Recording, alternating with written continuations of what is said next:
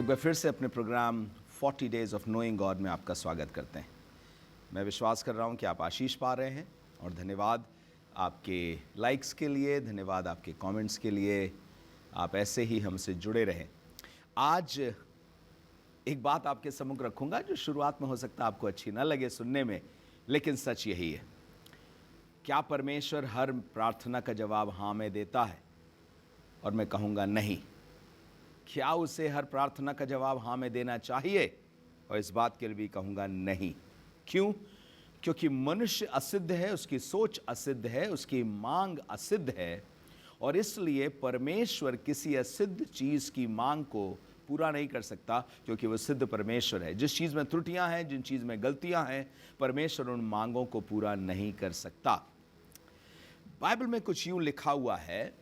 मैं 2 रीजंस बताऊंगा कि परमेश्वर किन प्रार्थनाओं का जवाब हाँ में नहीं देता, और ये उसका पूरा अधिकार है कि वो हाँ में प्रार्थनाओं का जवाब दे या ना दे। वो प्रार्थना का सुनने वाला है 100%। हे परमेश्वर, सब प्राणी तेरे ही पास आएंगे क्योंकि तू प्रार्थनाओं का सुनने वाला है।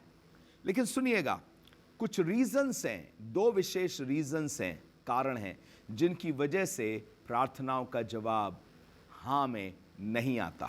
पहला रीजन जो है कि परमेश्वर मनों की मनसा को जांचता है, परखता है, और अगर मन की मनसा सही नहीं हुई, परमेश्वर की मनसा से आपकी मनसा मैच नहीं करी, तो उस प्रार्थना का जवाब उसे ना में देना पड़ेगा, और वो ना में देगा।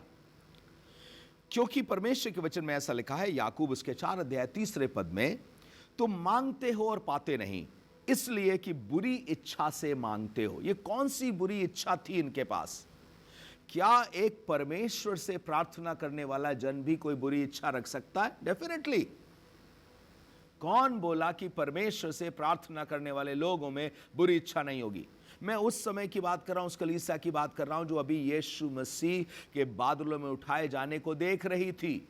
उसके कुछ ही समय बाद ये कलीसियाएं जो स्थापित हुई हैं, याकूब उनको लिख रहा है, तो मांगते हो और पाते नहीं। इसका मतलब चर्च में आज ऐसे लोग हैं जिनके मांगने पर उन्हें मिलता नहीं है। कारण यह है, उनकी इच्छाएं आज भी बुरी हैं।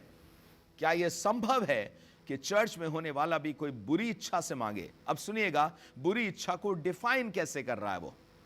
लिखा है, तुम मांगते हो और पाते नहीं, इसलिए बुरी इच्छा से मांगते हो, ताकि अपने भोग विलास में उड़ा दो। इसका मतलब कोई भी चीज जिसका लंबा उद्देश्य नहीं है, सिर्फ भोग विलास है, भोजन की बात नहीं कर रहा है, पर भोग विलास की बात कर रहा, अर्थात विलासता से भरी हुई भोग की चीजें, जिसके बगैर भी आपका काम चल सकता है, जिसके बगैर भी आप जी सकते हैं, लेकिन आपकी अभिलाषा ही यह है कि नहीं, मुझे वही वस्तुएं चाहिए। तो इसलिए लिखा है, तुम मांगते हो और पाते नहीं, इसलिए बुरी इच्छा से मांगते हो, ताकि अपने भोग विलास में उड़ा दो। यह संभव है कि परमेश्वर आपके मन को जांचे कि किस इच्छा से मांग रहे हैं, किस मनसा से मांग रहे हैं। सिर्फ भोग विलास है, सिर्फ इच्छा है कि हमें यह मिल जाए, सिर्फ हमारा पद ऊंचा हो जाए ताकि दुनिया जाने में कौन हूं, या उस मांगने के पीछे कोई ईश्वरीय महिमा से भरा हुआ अद्भुत उद्देश्य भी है, किसी की भलाई, किसी की जिंदगी का बच जाना। बाइबल में लिखा, एक आदमी था शमौन, जादूगर के रूप से उसको जाना गया है। प्रेरितों के काम 8वें अध्याय में इसका जिक्र मिलता है। सामरिया में इसने भी फिलिप्पुस के द्वारा परमेश्वर के वचन को सुना और सुन करके ग्रहण किया, अरे बपतिस्मा भी लिया और साथ में रहने लगा। पतरस और यूहन्ना पहुंचे कि ऐसे लोगों के लिए प्रार्थना करें जिन्होंने बपतिस्मा लिया है, ताकि पवित्र आत्मा उनके ऊपर वैसे ही आए जैसे पिन्तेकुस्त के दिन आया था। जब ये लोग वहां पर गए हैं तो शमौन भी देख रहा है, इनके हाथ रखने से पवित्र आत्मा दिया जा रहा है, अर्थात कुछ अद्भुत हो रहा है इनके हाथ रखने से। तो उसने पैसे ला करके पतरस यूहन्ना को दिए और कहा, 8वां अध्याय 19वें पद से पढ़ रहा हूं, यह शक्ति मुझे भी दो कि जिस किसी पर हाथ रखूं वह पवित्र आत्मा पाए। हम में से किसको यह प्रार्थना बुरी लगेगी? यह शक्ति मुझे भी दो कि जिस किसी पर हाथ रखूं वो पवित्र आत्मा पाए। आगे लिखा है, पतरस ने उससे कहा, तेरे रुपए तेरे साथ नाश हो। इसका मतलब तू नाश हो रहा है और तेरे रुपए भी तेरे साथ ही नाश हो जाएं। क्या चीज इसको नाश कर रही थी? बपतिस्मा पाया हुआ व्यक्ति है ये। इसने फिलिप्पुस के सुसमाचार को सुना है, जो उसने यीशु के बारे में बताया है। इसने बपतिस्मा लिया है और विश्वासी बनकर के जी रहा है। पर अब क्या ऐसी चीज है जिससे नाश कर रही है? इसका विचार। लिखा है, तेरे रुपए से तेरे नाश हो, क्योंकि तूने परमेश्वर का दान रुपयों से मोल लेने का विचार किया। इसमें ना तेरा हिस्सा और ना तेरा भाग है, क्योंकि तेरा मन परमेश्वर के आगे सीधा नहीं है। वो मन को जांचता है, मनों की मनसा को जांचता है। और अगर मन आपका सीधा नहीं लगा किसी भी चीज के लिए, तो उसके पास पूरा अधिकार है आपको ना देने का। हम लोग अब सभाएं करते हैं और लोगों से प्रार्थना निवेदन लेते हैं, और अक्सर लोगों के, जवान बच्चों के खासतौर से प्रार्थना निवेदन जरूर आते थे। प्रार्थना करिए कि मेरी शादी उससे हो जाए, प्रार्थना करिए कि मेरा ब्याह उससे हो जाए, मुझे वो मिल जाए, वो लड़की मिल जाए, वो लड़का मिल जाए। तो हम ऐसी प्रार्थनाओं को लेकर परमेश्वर के सामने सिर्फ इतना कहते थे, प्रभु जो तेरी मर्जी हो वो होने पाए, क्योंकि तू बेहतर जानता है इसके लिए क्या सही है और क्या सही नहीं है। इसकी एक अभिलाषा थी। क्या अभिलाषा थी? बाइबल में लिखा है, ये अपने आप को पहले महान कहलवाता था, लेकिन फिर इसने फिलिप्पुस को देखा कि उसके हाथ से तो अद्भुत चमत्कार हो रहे हैं। मैं तो सिर्फ ऐसे चमत्कार करता था जो लोगों को अचंभे में डालते थे, पर इसके चमत्कार लोगों की जिंदगियां बदल रहे हैं।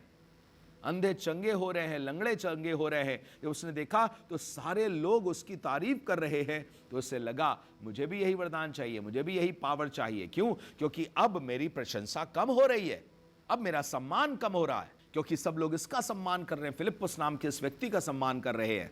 हालांकि मैं भी उसका चेला बना हूं, पर मुझे ऊंचा पद चाहिए। और इसीलिए पतरस ने कहा, तेरे रुपए तेरे साथ नाश हो, क्योंकि तूने परमेश्वर का दान रुपयों से मोल लेने का विचार किया। 22वें पद में पढ़ रहा हूं, इसलिए अपनी इस बुराई से मन फिरा के प्रभु से प्रार्थना कर, संभव है कि तेरे मन का विचार क्षमा किया जाए। फिर से समझिए, इसकी प्रार्थना का जवाब क्यों नहीं दिया जा रहा है? पवित्र आत्मा की सामर्थ्य तो मांग रहा है कि हाथ रखने से लोगों के ऊपर पवित्र आत्मा आए। इसका मतलब give me the ministry of apostleship.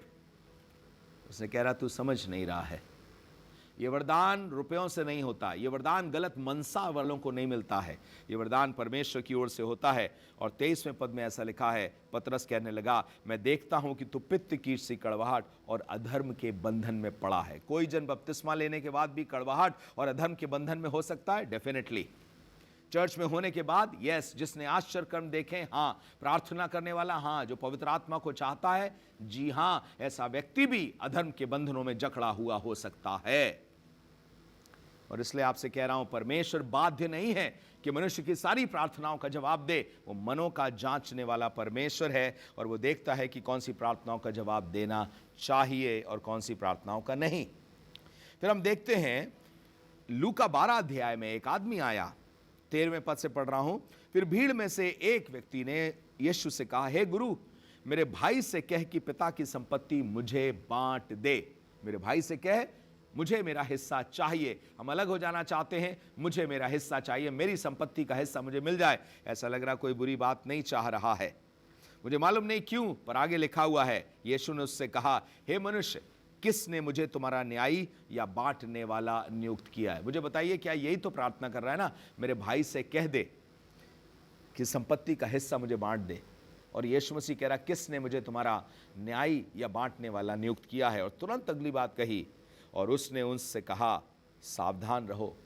उस व्यक्ति से ही नहीं, सिर्फ आसपास सुनने वाले सब लोगों से कहा, सावधान रहो, हर प्रकार के लोभ से अपने आप को बचाए रखो, क्योंकि मनुष्य का जीवन उसकी संपत्ति के बहुतायत से नहीं होता। ऐसा लग रहा है यह व्यक्ति संपत्ति की बहुतायत चाह रहा था, और इसीलिए यीशु मसीह कह रहा, सावधान रहो। क्या चर्च में भी ऐसे लोग हैं? यीशु मसीह के पास भी ऐसे लोग आते हैं जो अपनी मनसा के मुताबिक प्रार्थना रखते हैं, और परमेश्वर उनसे कहता है, नहीं, मुझे दिखाई दे रहा तुम में लोभ है, तुम में संपत्ति की अभिलाषा है। कोई भली मनसा नहीं है, पर तुम संपत्ति की बहुतायत चाहते हो। ऐसा नहीं कि तुम्हारे पास रहने का स्थान नहीं है, पर तुम संपत्ति की बहुतायत चाहते हो और अलगाव में जा रहे हो। तुम संपत्ति की बहुतायत चाहते हो और अपने आप को अपने भाई से, अपने परिवार से अलग करना मांग रहे हो। इसलिए यीशु मसीह ने उसकी प्रार्थना का जवाब हाँ में नहीं दिया। सो डोंट थिंक कि परमेश्वर सब प्रार्थनाओं का जवाब हाँ में देता है। अभी हमने देखा याकूब 4:3 में, प्रेरितों के काम 8:19 में प्रार्थना करी गई। इस आदमी के द्वारा यह मांगा गया कि मुझे पवित्र आत्मा दे, जिस पे हाथ रखो पवित्र आत्मा पाए। पतरस ने कहा, तेरे मन में पित्त की सी कड़वाहट है। क्यों? क्योंकि अपने आप को महान कहलवाता था और अब सारी महानता इसकी चली गई है। इसे लग रहा है फिलिप्पुस ने पतरस और यूहन्ना को बुलाया है, क्योंकि ये वरदान फिलिप्पुस के पास नहीं है पर पतरस और यूहन्ना के पास है। तो अगर मेरे पास वो वरदान हो जाए जो पतरस यूहन्ना के पास है, तो मैं फिलिप्पुस से ऊंचा उड़ जाऊंगा। बहुत से लोगों के दिल में पता नहीं क्या क्या विचार चलते हैं और खुदा से मांग लेते हैं। जरूरी नहीं कि खुदा उन चीजों को पूरा करे। पहली चीज, वो मन की मनसा को जांचता है, और अगर उसे मनसा ठीक नहीं लगी तो वो जवाब हां में नहीं देता। दूसरी बात, वो प्रार्थनाओं को भी जांचता है कि मांग क्या रहे हो तुम। बाइबल में लिखा है, एसाव ने बाद में आशीष पानी चाही पर वो अयोग्य गिना गया। पर उसके अलावा भी मैं दो लोगों की प्रार्थना दिखाता हूं। एक माता है जो दो प्रेरितों की माता है। मत्ती 20 अध्याय 20 पद से पढ़ रहा हूं। तब जब्दी के पुत्रों की माता ने अपने पुत्रों के साथ यीशु के पास आके प्रणाम किया और उससे कुछ मांगने लगी। उसने उससे कहा, तू क्या चाहती है? वह उससे बोली, ये कह कि मेरे ये दो पुत्र तेरे राज में एक तेरे दाहिने और तेरे बाएं बैठे, अर्थात अधिकार इनके पास हो। यीशु ने उत्तर दिया, तुम नहीं जानते कि क्या मांगते हो। जो कटोरा मैं पीने पर हूं, क्या तुम पी सकते हो? उन्होंने उससे कहा, पी सकते हैं। यहां देखिए बेटे भी शामिल हो गए। कहने लगे, हाँ हाँ, पीने की बात है, दुख उठाने की बात है, हाँ हो जाएगा। सुनिए यीशु मसीह ने क्या कहा। उसने उनसे कहा, तुम मेरा कटोरा तो पियोगे, पर अपने दाहिने बाएं किसी को बैठाना मेरा काम नहीं, पर जिनके लिए मेरे पिता की ओर से तैयार किया गया है उन्हीं के लिए है। इसका मतलब मां के मांगने के बाद, बच्चों के मांगने के बाद भी कि मेरे दाहिने बाएं मेरे दोनों बेटे बैठे हैं, यीशु मसीह ने कहा पिता ने जिसके लिए ठहरा दिया है ये वही प्राप्त कर सकता है। अगर आपको लग रहा है कि वो चर्च अच्छा है, मुझे उसका पादरी बना दिया जाए, पादरी को हटा दिया जाए, परमेश्वर कह रहा नहीं, जिसको मैं ठहरा चुका हूं उसको ठहरा चुका हूं। आपको मालूम है एलिया और एलिशा में ज्यादा चमत्कार किसके द्वारा हुए थे? जी सही कहा आपने, एलिशा के द्वारा। एलिया से दुगने चमत्कार हुए थे, पर पूरी बाइबल कहीं यह नहीं कहती कि अंत के दिनों में मैं एलिशा को भेजूंगा। उसने यही कहा, मैं एलिया को भेजूंगा। एलिया को जो स्थान परमेश्वर दे चुका है, सिर्फ इसलिए कि इस व्यक्ति ने ज्यादा आश्चर्य कर्म किए, इसके द्वारा ज्यादा आश्चर्य कर्म हुए हैं, एलिया को छोटा नहीं कर दिया जाएगा। चेला अपने गुरु से कभी बड़ा नहीं हो सकता। खुदा ने जो जिसके लिए स्थान रख दिया उसके लिए रख दिया है। आप अगर चाहें कि किसी दूसरे का स्थान आपको मिल जाए तो यह गलत होगा। ऐसी प्रार्थनाओं का जवाब परमेश्वर नहीं देता। हमने देखा परमेश्वर प्रार्थना के शब्दों को जांचता है, इसका जवाब देना चाहिए या नहीं देना चाहिए। एक बात और बताऊंगा, आपको मालूम है परमेश्वर अब्राहम के पास आके कहने लगा, तेरी पत्नी सारा से बेटा होगा, ये इश्माइल तेरा बेटा ना होगा। उसने कहा, हे प्रभु बस इश्माइल को मेरी दृष्टि में बना रहने दे, और तेरी दृष्टि में इश्माइल बना रहे इतना ही काफी है। खुदा ने कहा, ना, मैंने ठाना है इसहाक को देने का, मैंने ठाना है सारा के द्वारा तुझे संतान देने की।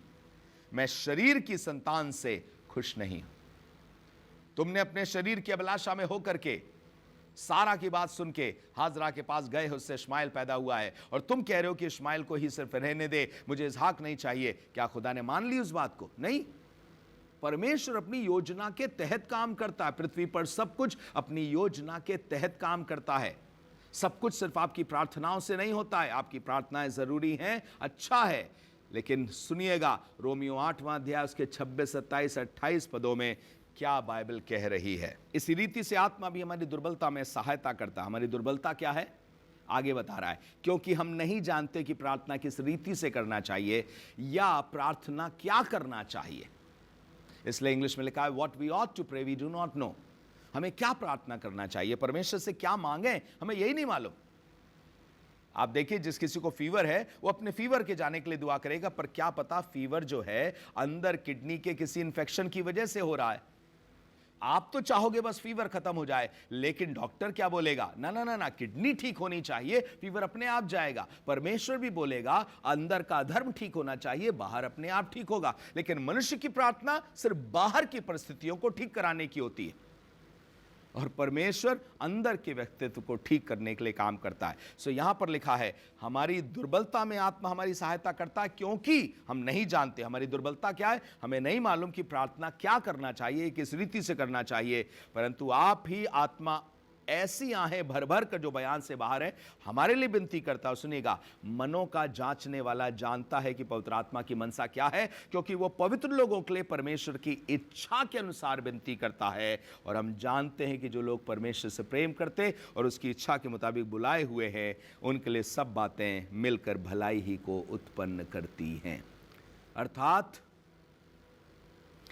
जब आत्मा प्रार्थना करता है तो ठीक परमेश्वर की इच्छा के मुताबिक प्रार्थना करता है, और वो लोग जो परमेश्वर की इच्छा के मुताबिक प्रार्थना करते हैं उनके लिए सब बातें मिलकर भलाई को उत्पन्न करती है। और इसलिए यह सोचना कि आपकी सारी प्रार्थनाओं का जवाब परमेश्वर हां में दे, यह सही नहीं होगा, क्योंकि कई बार हमारी मनसा ही सही नहीं है, इच्छा ही सही नहीं है। एक एग्जाम्पल बस अंत में दूंगा। एक दिन प्रभु यीशु मसीह बागे गत्समनी में एक दुआ कर रहे हैं, और वो ये कह रहे हैं, प्रभु हो सके तो ये प्याला मेरे पास से टल जाए, फिर भी मेरी नहीं पर तेरी मर्जी पूरी हो। आप इसके पहले हिस्से को देखिए, यदि हो सके तो ये प्याला मेरे पास से टल जाए, इसका मतलब तेरा क्रोध बर्दाश्त करना, तुझसे दूरी बर्दाश्त करना, ये मैं नहीं कर सकता। और अगर हो सके तो ये टल जाए, पर उसे मालूम था ये टलने वाली चीज नहीं है। क्या खुदा ने बोल दिया ठीक है बेटा टाल देता हूं, छोड़ो रहने दो, अब दुख मत उठाओ? नहीं, वो उसी दुखों में होके गया। बाइबल में लिखा स्वर्गदूत उसको सामर्थ दे रहे थे। काय की सामर्थ दे रहे थे? अचानक सामर्थ आ गई कि वो ताकतवर हो गया, उसने सारे सिपाहियों को फेंक दिया और कहा आज के बाद कोई मुझे छू नहीं पाएगा ना। ताकत किस बात की थी? अब जब मुझे पकड़ने के लिए लोग आएंगे मैं बर्दाश्त कर सकूं, मुझे सौंपा जाएगा शास्त्री फरीसियों के द्वारा रोमी सल्तनत के हाथ में, मैं बर्दाश्त कर सकूं।